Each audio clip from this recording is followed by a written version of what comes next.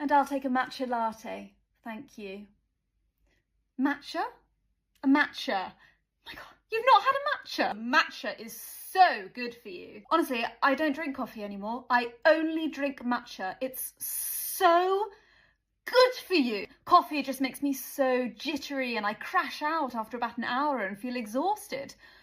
But with matcha, ugh. Who we are is defined in the way we show up on social media. What we're holding, consuming, wearing, the soundtrack we choose. We live in a world of trends from food, drink, to interiors as well as fashion. Even if we don't show up on social media, that also says a lot about who we are.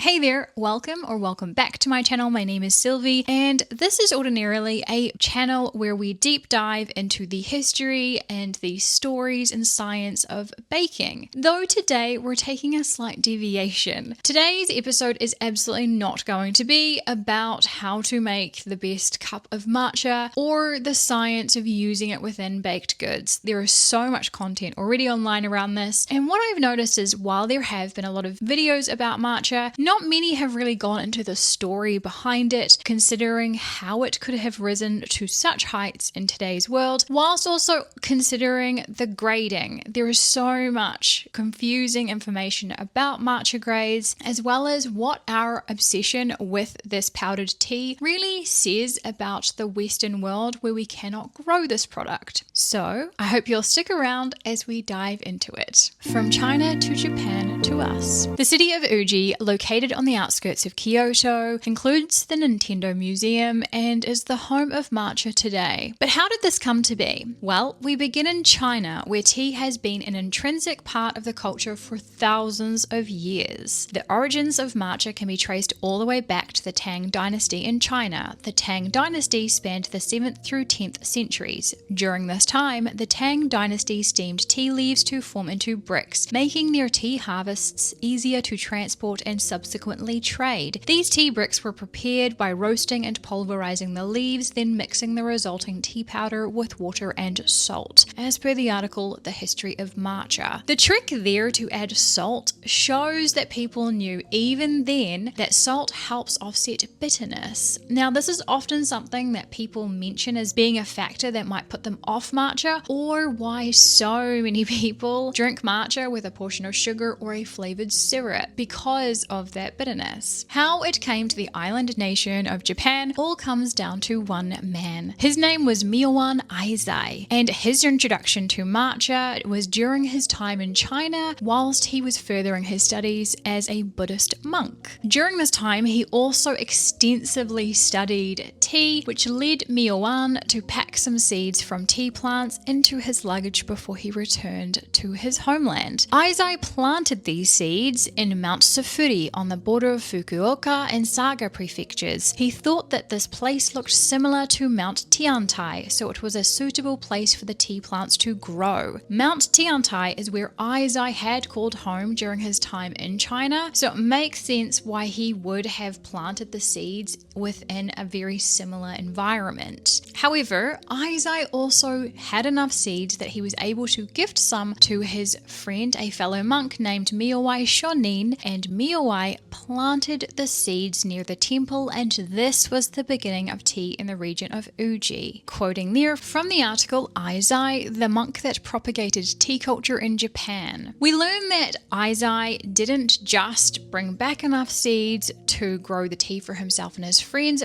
but there's a written account from 1214 where Shogun Minamoto was suffering from a hangover, and Aizai gave him tea and also his book, Kisa Yojoki. The book talked about the health benefits of tea, how to cultivate it, and how to prepare it, among other things. He also detailed the preparation and consumption of powdered tea, matcha. Rather than considering it a spiritual beverage, Aizai presented tea as a health elixir, stressing that its bitter taste was beneficial to the heart and improved one's overall physical well-being. Quoting there from the book Green with Milk and Sugar, When Japan Filled America's Teacups by Robert Hellyer. That book is going to show up a lot throughout this episode and is incredibly helpful for creating a really well-rounded understanding of how green tea, specifically matcha, came to have a audience outside Japan. Having written this book, Izai here shows that he didn't just acquire the knowledge of how to go from seed to cup during his time in China, but he understood the health benefits of consuming matcha. This knowledge was clearly a passion and drove him to write this book and extend that knowledge beyond his community and lifetime. I think it's also important to note that he didn't consider it a spiritual practice to consume the tea,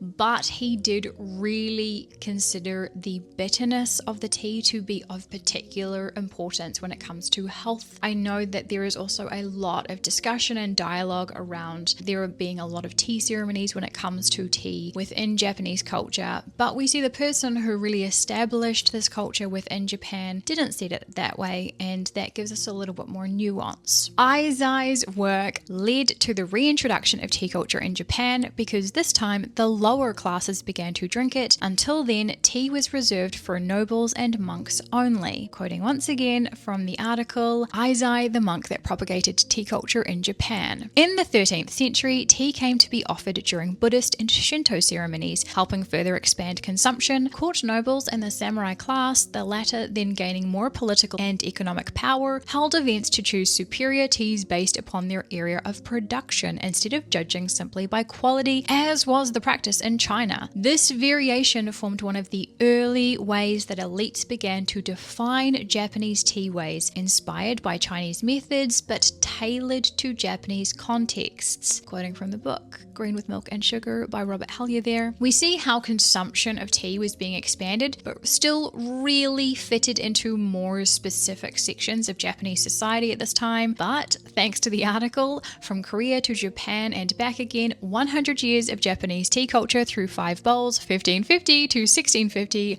by Takashi Watanabe, we see how it came to be part of the culture outside these contexts. As tea grew in popularity outside temples, it became a source of entertainment in the 14th century. Tea contests, tosha, in which participants had to distinguish teas produced in various regions of Japan, were held at parties that also included theatrical performances, poetry, and wine. The government cast a critical eye on this social phenomenon and issued edicts forbidding these rowdy drinking parties. The prizes awarded at these contests consisted of expensive imported goods made available through the resumption of trade with China, a policy initiated by Ashikaga Yoshimitsu and Karamono. Chinese things lay at the core of the style of tea patronized by Ashikaga Yoshimasa at his Higashiyama Palace in Kyoto. The idea of being invited to a party where distinguishing teas is part of an event alongside theatre, poetry, and wine seems like a great time. It is also great to think that in the 13th century, the nobles were doing something along these lines, but without all the other artistic elements, and I just love how the regular folks made it into such a thing of joy and a part of something much greater. I'd totally go to an event like this. Though it bears mentioning, the type of tea they consumed at this time wouldn't have been exactly the same as we do today, because it wasn't until early in the Edo period Uji tea men advanced a method of covering tea bushes for part of the season, often with straw mats supported by bamboo frames. The practice produced a tea with a brighter green color and sweeter flavor. The Edo period began in the early 1600s, and the technique of growing the tea under shade became the preferred method. Over the generations, Japanese farmers began to develop and refine techniques for growing tea under shade, now recognized as the beginning of what we know today as tencha cultivation. Quoting from the article, The History and Cultural Significance of Matcha. Tencha is another descriptor for matcha, so you could say this quote reflects how they perfected matcha cultivation during this time. The Edo period lasted for a couple hundred years, and as the Edo period progressed, tea became truly ubiquitous in Japanese daily life, consumed at meals and throughout the day. An account penned in 1814 described a wayward traveller knocking at the door of a remote farmhouse. As a matter of accepted custom, he was welcomed and offered a cup of tea without charge. As a common everyday beverage, tea was ingrained at every level of the Japanese social fabric, fabric, spanning class divides. Quoting from the book, once again,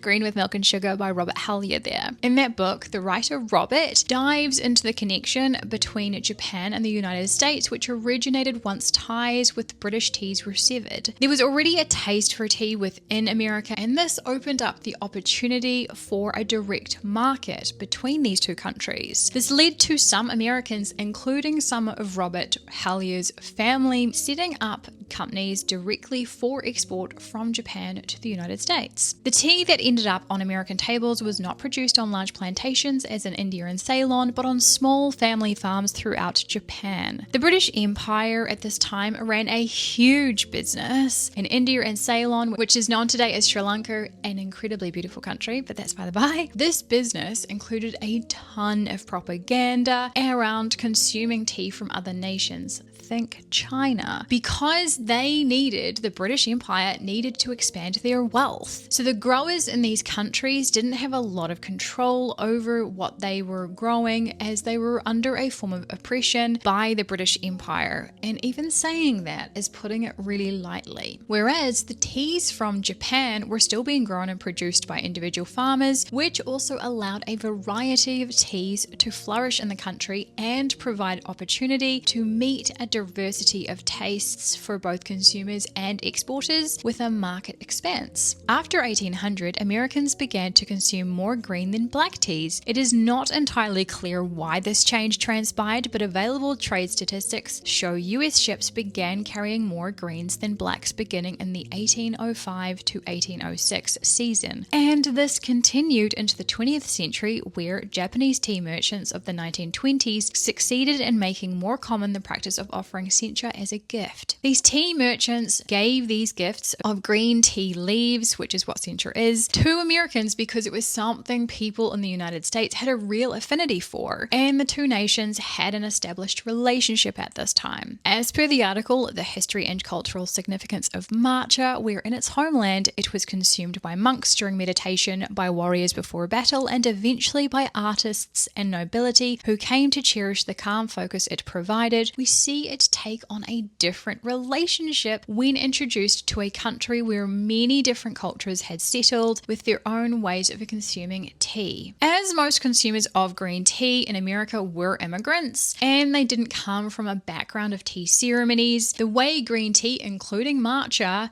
established itself in the American market was one of nourishment and quiet enjoyment. It was a successful product until the Japanese exclusion in the 1920s, as we see in another quote from Robert Hellyer's book, Green with Milk and Sugar. Over roughly the first half century of the Republic, Americans continued to affirm the national preference for green teas, which included new varieties, notably those with additives to enhance their green color. We see how Americans had a natural affinity for a very green-colored green tea, though the Japanese exclusion of the 1920s suspended what had been a successful relationship between these two countries. This was further exacerbated with the attack on Pearl Harbor by the Japanese in 1941. That means that it hasn't fully recovered this relationship of consumption of green tea within the United States as prior to that. Though, by looking at this history, we begin to understand how the foundation for matcha's eventual rise in recent times was set within the United States from its earliest days as the country we know today. All about the matcha.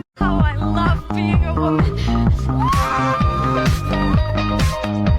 Day one of trying matcha until I like it. I don't know about you, but matcha has been everywhere for me. Everyone's drinking it. I think it tastes like warm grass milk, but I have FOMO and I want to like it, so I'm gonna try. I'm an absolute coffee fiend. I love coffee, but matcha seems so wholesome and cute, and I want to be that girl. Consumers of matcha fall into one of two camps. Either they find the taste not quite to their liking and they'll still drink it in case their taste buds might find it more enjoyable, or they thoroughly enjoy drinking this beverage and they'll have it several times a week or even every day. And one of the most vital pieces of information we are taught when being introduced to matcha, whether by our friends at a local cafe or on a trip to Japan, is that there is a grading system to the types of matcha we consume. In my research, narrowing down when this grading system began was nigh on impossible. So this is my first of probably several requests that if you have more information on this, do let me know in the comments, please and thank you. The reason I wanted to find a time frame for when the grading system began is to find out if it was related to exporting matcha, whether it's actually a marketing tactic, which is a term I came across a lot during my research, or if it's been a part of the Japanese culture for some time, maybe even centuries, and therefore there's a deeper basis to its existence. Because we can't define when the grading system was established, there are questions that remain unanswered, such as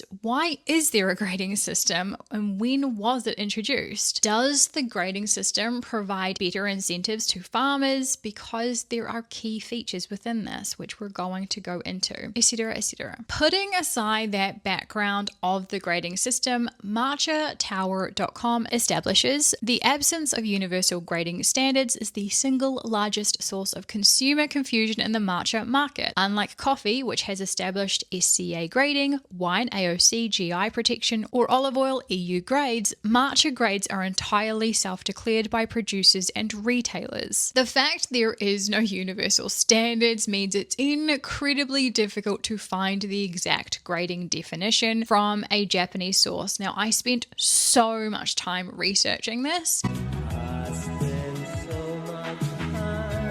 And in all of my research, I only came across 2 definitions, with the most exact being from the website I just quoted. However, all of their sources are either broken or they don't lead to the exact wording that they're providing in the quote I'm about to read out to you. So I'm going to preface this by saying I do have a second source that somewhat aligns with this information and further establishes a general definition. If you have a better source for this information, once again, let me know in the comments, please and thank you. I do want to note that this next section is going to be very detailed and it is very specific, but it's important to know the grading and also what goes into the grading to then understand when we're wanting to buy or consume matcha and what it actually even means. Matcha grading is not regulated by any international standard. Japanese industry benchmarks include L-theanine above 35 milligrams per gram for ceremonial, C-Lab L-Star under 52 for color, and particle size under 10 micrometers, but these are voluntary and not enforced outside certification schemes. This sentence is very much in the weeds, so I want you to set it aside for a moment and consider that ceremonial grade is universally recognized as being the best, and for those of us who are not scientists on the stuff, like myself, we're going to dig into the 3 main elements that are mentioned in this sentence and what these industry benchmarks actually mean. For matcha to be considered ceremonial grade according to Japanese benchmarks, L-theanine has to be above 35 or make up 3.5% per 1 gram. This is my understanding per the research I've done. If you can explain this better than I can, let me know in the comments, please and thank you. We'll come back to L-theanine, but in the meantime, the second factor is the C-Lab rating. Per understanding, the C-Lab L-star, A-star, B-star scale is a standardized method for measuring color, and the L-star represents lightness or how bright or dark a color is. The value ranges from 0 black to 100 white. A-star represents the red-green axis with negative values representing green. And my second source for narrowing down the grading standards is from First Agri, where they note 60 plus equals bright vivid, whereas below 50 equals dark or dull on the color scale. So basically when it comes to the L-star, the brighter the color, the better it is. So First Agri's definition is the one we're going with here as it's more detailed. So that first part where it says it has to be below L52, we're going to ignore that and we're going to say that 60 plus or around the 60 mark is the better option. I hope you're still following along. First Agri also notes that the A-star value is most critical. If a supplier can't provide A-star values below -14, their matcha is likely undershaded oxidized or contains older leaves. The last portion of the quote from my first source references the particle size, which has to be under 10 micrometers. Though, once again, my second source, First Agri, has slightly more detail on this subject, with premium ceremonial grade being as fine as 5 to 10 microns, which is another term for micrometer. And we see here how long it takes to finely ground 40 grams of matcha with 5 to 10 microns, 40 grams an hour. Now we've pulled each of those three facets apart. What the Japanese matcha industry benchmarks indicate is that the amount of amino acids as per the L-theanine, the main contributor to the flavor from depth to umami, within the tea has to be 3.5% per 1 gram. The L-theanine is a major contributor to what makes matcha healthy, so this is another reason why there is likely a standard for it here. The color of ceremonial grade matcha has to be above L-star 50, which is why it's traditionally a slightly dark but still bright green color. And to understand how fine the particle size has to be at under 10 micrometers is that an average human hair is 100 micrometers. So it's this incredibly fine stone ground product. Ultimately, the biggest difference between grade is not just the visible color, which can be messed with to make it brighter, considering how they used to do that with tea that was sent to the United States because Americans loved that way back, but also how fine the powder is. A finer powder means a higher grade, and often we're not really going to know this until we've purchased a packet of matcha. Let's clarify the difference between the grades. There are three main types, or specifically grades of matcha: ceremonial, culinary, and daily. The highest grade is ceremonial, and that's the one that is where all the benchmarks are set, obviously. It is the type most people are going to be seeking out to make their own matcha at home. It's the best, and we love to have the best. I only want what's best. Though, unless you're actually going to be doing the whole matcha ceremonial style at home, you could actually say that a different grade does suffice. The second grade is known as culinary, and as per the name, is the type of matcha most used in baking. Culinary grade actually has a duller color than either ceremonial or daily grade, with daily grade being the third most well-known type and is the one most often used in matcha lattes. So this is the grade you're most likely to be served in a cafe or coffee shop when ordering matcha. The grades are first defined when the leaves are picked. So it takes a year to grow ceremonial grade matcha, whilst culinary grade can be harvested 3 times per year, and the best matcha leaves are hand-picked. New growth leaves picked in the first harvest were considered the most tender and desirable, as is the case today. Quoting from the book Green with Milk and Sugar by Robert Hellyer. According to the study, a comparative multi-analytical approach to the characterization of different grades of matcha tea, high quality ceremonial grade matcha is typically harvested in spring when the leaves are younger and more tender. In contrast, food grade matcha is often harvested later during the summer. The size and age of the leaves are other defining factors. Grade 1 ceremonial matcha is obtained exclusively from buds and first leaves, representing the finest and most delicate selection. Other ceremonial grades are typically made using the second and third leaves, which, while still tender and high in quality, offer a slightly different flavor and texture profile. Lower grades, e.g. grade 4 and beyond, incorporate larger, older leaves such as the 4th or 5th leaf, resulting in less delicate flavors and textures. The actual grading of matcha is further qualified once the leaves have gone through the steaming, drying, and aging process, as per the study, which has a very long name.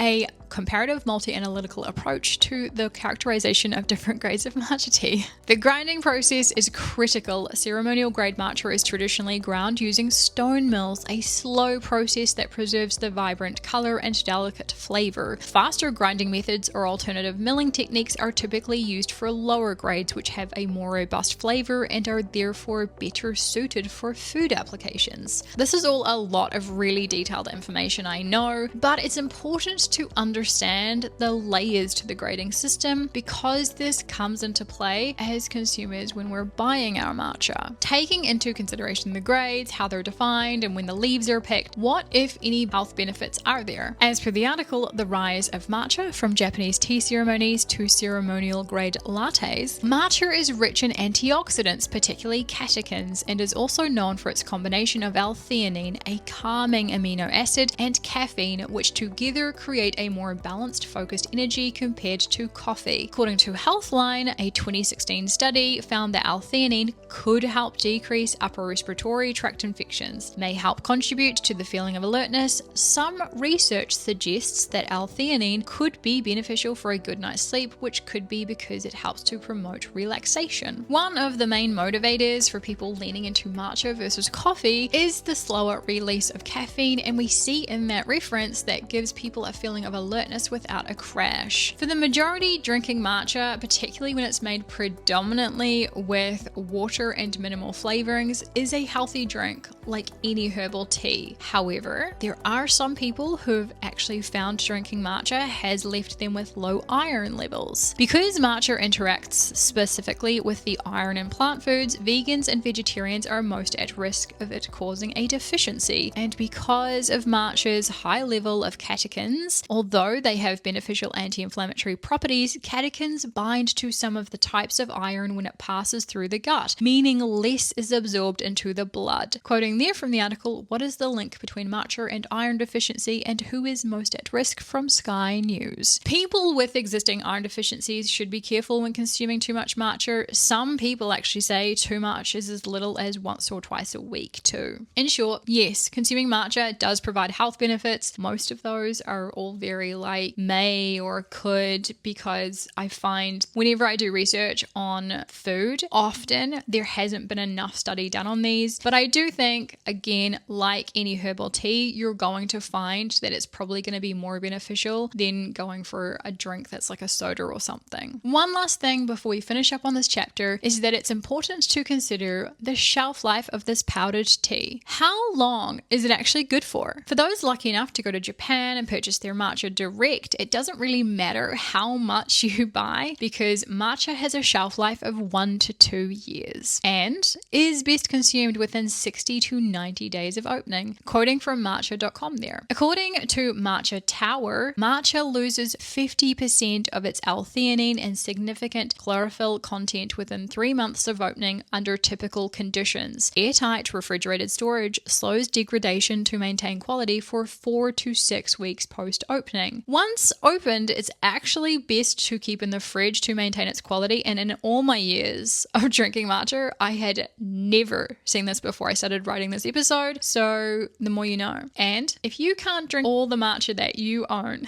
the degradation of the powder can be slowed down by freezing, but even then you'll want to consume it within a year. Drink culture and trends. Drink culture has existed for centuries, and most of it is linked to alcohol and then coffee and tea cementing their nigh on equal status in the 16 and 1700s. I'm going to say drink culture has probably been like a part of humanity for almost as long as we've existed, but I can't prove that in this very moment, so I'm just going to stick with a couple centuries. If you've ever called dinner tea, then that is actually connected. I'm not going to go into detail on drink culture, specifically tea and coffee and all those, because that's for another day, but we do see how our perception of drinks and the commonality of seeking out a drink that provides us with a level of energy came into existence from English factory workers. During the 19th century, when the custom arose, it was something like the coffee break in modern workplaces, but not so leisurely, a chance to gulp a quick cup of tea, which was invariably laced with sugar. In this way, were the human machines of the factory nourished, fueled without even needing to leave their machines. And by the beginning of the 20th century, poorer women and children typically ate jam, suet pudding with molasses, and sugared tea for at least 2 meals a day. Quoting from the book Against the Grain, How Agriculture Has Hijacked Civilization by Richard Manning, so many people seek out their morning beverage for the benefits it brings, and in that way, even though the world around us is so very different from the lives of these people in factories or the majority of poorer English society at that time, we still lean into drinks that provide something beyond a different flavor than just consuming water. The cost alone now means we have to see and feel some benefit when purchasing a drink, and that is where matcha fits so perfectly into so many categories. It's aesthetically pleasing, tastes great on its own or as a base flavor, provides a slower release of energy, energy and fills a gap so we consume less. Obviously, for the majority of us who have seen the explosive rise of drink culture in the 2020s, we're not consuming or seeking out drinks to act as a meal in and of itself most of the time, or up to 2 times a day like the poorer Victorian women and children, except for maybe fuel bros, but rather as a way to provide some nutrients and give us needed energy to get through our day. I first tried matcha in the 2010s in the form of a green tea latte from Starbucks, and I liked it immediately as I don't traditionally drink coffee and I'm not really a tea drinker. I actually just like starting the day with water, and it always befuddles people.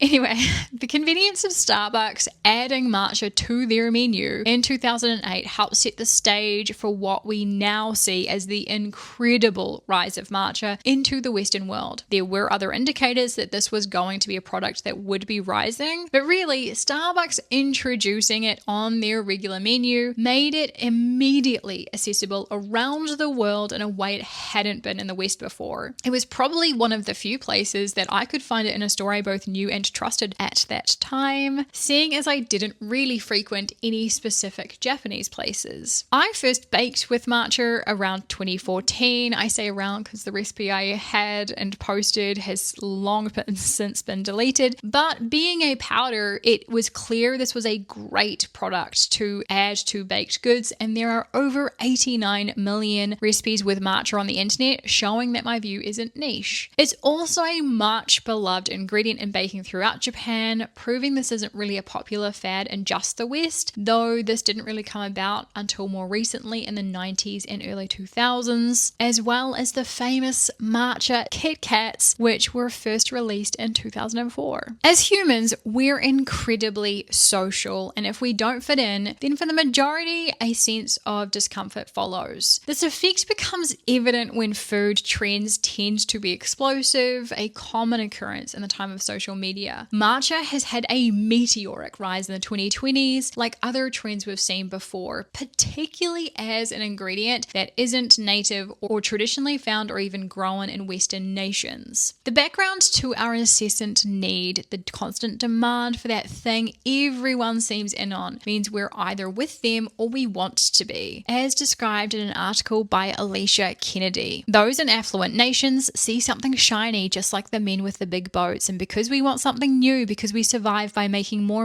new, we some people over who have no voice in the matter, then never think about it again. Trends have an expiration date. And the rise of matcha from being a simple ingredient in tea to multiple flavors of drinks, as well as an array of desserts, is not dissimilar to another fan favorite that was everywhere a few years ago, as per Kim Severson in a New York Times article. Salt caramel's rise as the flavor of the year illuminates the fast flow of food trends in a country that can grab hold of a relatively unknown ingredient like Chipotle and move it through a cultural sluice box that ends at McDonald's. These days, salted caramel is so widespread as to be a cliche. It's almost hard to remember there was a time when it still felt fresh. Caramel comes from sugar, so its popularity didn't directly affect a local market and people's in the same way as another ingredient that was everywhere in the late 2000s, which matcha's popularity much more closely resembles. It's the 2020s version of what happened to quinoa in 2008, with Alicia Kennedy writing a particularly thoughtful article on quinoa and the boom that took place at that time. It had long been an indigenous food grown for subsistence in Bolivia and Peru. In 1980, it started to become known as a superfood and had a stable export market under the fair trade label until the quinoa boom began in 2008. This led to the adoption of intensive agricultural techniques driven less by organic and fair trade markers than by higher yield and more competition from Peru and even growers in the US, Australia, France. Then the bottom fell out of the market, and now Bolivian farmers have faced occasional drought conditions for years. Only a very small number of countries grow matcha, and in fact, you could say only one country is recognized and valued for it. So if you were in a store and you saw grown in China on the packaging of matcha, would you put it back? Probably. When we're demanding a product, what else goes along with that? Are we demanding the people who grow and farm it do everything in their power for us to have our morning beverage, or that food item? Or should we maybe stop and consider what we're asking for when we purchase a specific product that cannot be farmed in our own land, particularly when people's livelihoods and ways of life are involved and it's not grown within our own borders? In 2026, we are now seeing this demand moving into other products such as ube.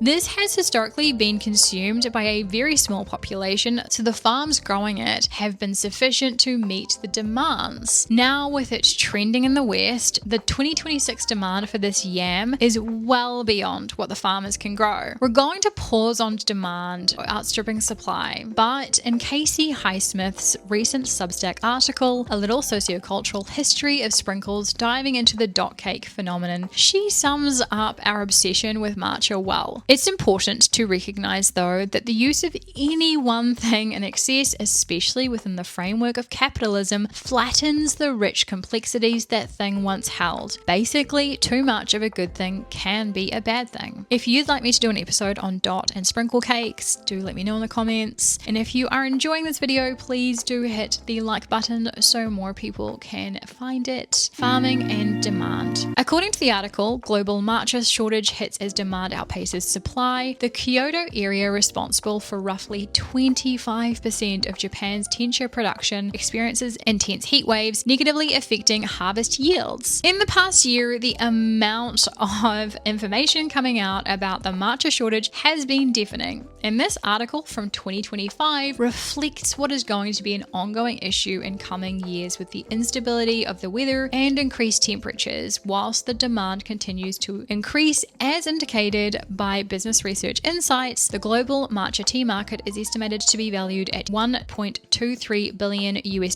in 2026. The market is projected to reach $3.07 billion US by 2035. And according to the article, global matcha shortage hits as demand outpaces supply. The international demand far exceeds Japan's export target of 15,000 tons by 2030. Masahiro Yoshida, a sixth-generation farmer, explains, "Last year's summer was so hot that it damaged the bushes, so we couldn't pluck as many tea leaves." The average age of a Japanese tea farmer is 65, and like most places on earth, farming is not an industry younger people are moving into. Likely, a major reason is that growing matcha is sensitive to the changing climate, and farming as a profession isn't financially sustainable. According to bestmatcha.com, China produced an estimated 5,000 metric tons of matcha in 2025, roughly 60% of the world's total supply. So, other nations are capable of and are growing matcha. However, the high quality that Japan produces has not been proven elsewhere, as well as the whole grading thing. This is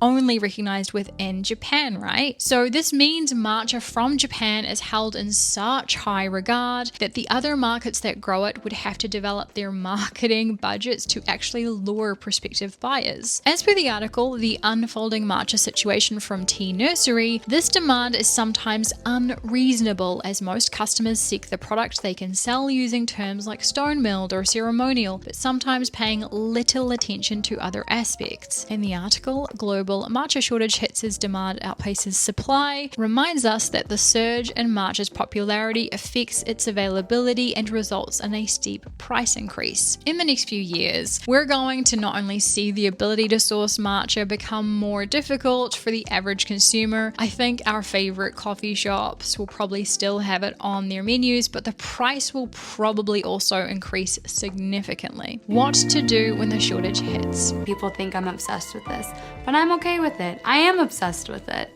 And I think this is an obsession that doesn't hurt anyone. In the article Climate Nausea by Alicia Kennedy, we're reminded of a fundamental fact we cannot avoid when it comes to what we consume, particularly if that thing is incredibly popular. This taste, this cool factor, these are not neutral. They do not pour forth from nowhere, from nothing, from no one. These have real implications when they lead to overproduction and changes to age-old agricultural practices. The next sentence of of that quote, Alicia mentions mountains of butter, which is something I've actually discussed in this video in the butter as a status symbol chapter if you want to have a look. I recently saw on Instagram a post of someone who has hundreds of thousands of followers with her entire career in the food world, and by all accounts has a pretty great life. Now, I'm not going to specify, but I will say I've been following her for quite some time, and while social media is very curated, there are some clear indicators her life is going pretty well alright. Anyway, she shared a recipe in a sponsored post using ube flavored rolls from a major food company. And it reminded me of the above quote because whilst an ingredient is popular, the demand rises. People who can make money will try and do so, and therefore the demand will rise because it will be much more visible, and there's virtually no regard for the peoples who have consumed and quite possibly relied on this product for centuries or longer. For most of its existence in human history, matcha has gone along satisfying the peoples who have built traditions around consuming it. Now it's becoming hard to ignore how much of a struggle the coming few years will be with the shortage of farms growing it or unable to pick it due to immature plants or climate-related issues. Quoting from the article, the rise of matcha from Japanese tea ceremonies to ceremonial grade lattes, ceremonial grade matcha has become increasingly difficult to obtain domestically, as much of it is now exported to meet international demand. This shift risks eroding the centuries-old traditions. There is a big world beyond matcha in Japan. Perhaps this will be a helpful hand for the world to discover the rich tapestry of the other 95% of teas produced in Japan. Quoting there from the article, The Unfolding Matcha Situation from Tea Nursery. There are over 100 types of herbal teas in Japan, so we have a choice to maybe try some we can get our hands on. Ultimately, it's not really about whether we stop enjoying our matcha lattes, because I think that also is going to drop the bottom out of the market in the same way as the quinoa boom, but it's about us considering where we're sourcing it from and how frequently we consume it. Whether we consider the people who have consumed this ingredient far longer than we've even known it's existed, whether we prize our enjoyment of it above other people's access to it. If we're in a store in Japan, could we actually be reasonable enough to only purchase what we need, not hoard so much that we deprive even the locals of this ingredient? In her book Grist, Abra Behrens puts it perfectly. The problem is not with exploring ingredients from other areas. In fact, that is one of the true joys of a globalized world. The problem is in mass consumption with little regard for how the crops are produced, how they function within the society of origin, or for folks who grow and depend on the ingredient as a daily diet staple. So, despite the global shortage, it's kind of irrelevant to hoard, because in time that powder won't create the type of matcha you love. Like the farmers in Japan, those of us who love to consume it will have to ride the shortage out. Or better yet, try falling in love with a different tea, one that doesn't demand only the newest leaves are picked 5 years after planting. There's a whole bunch out there waiting for you to taste test. We have incredibly short attention spans in the West, and so if you're not hugely into matcha now, don't worry, it'll be the thing everyone has forgotten was everywhere in just a few years. I actually stirred some black sesame paste into a sweetened coffee recently, as I only consume very sweetened coffee, and I loved that flavor. Some might love hojicha. Genmaisha is also known as popcorn tea. That is delicious. I've been drinking that for years, though its color is really subtle. And I have to say that's the one thing, matcha's color just hits. I hope this episode was worth your time. I really appreciate you watching what I thought would be a relatively simple episode to write, because there's no scientific explanation for baking required here. Well, it led me down this deep and winding path across continents to understand how it all plays into the product we can find in our supermarket aisles quite easily now. If nothing else, the grade specifications have been explained, even though they probably haven't been explained as great as your local teacher could. If you enjoy this, please like, share, and subscribe. I'm currently writing an episode on flan, as that was requested recently, so if you have any desserts you'd like me to dig into, do let me know in the comments. comments or send me a message via my website, roamingtaste.com. In the meantime, I will see you in the next one. Ka kite ano and choose. Moment of truth. Cheers. No. It's just warm grass milk!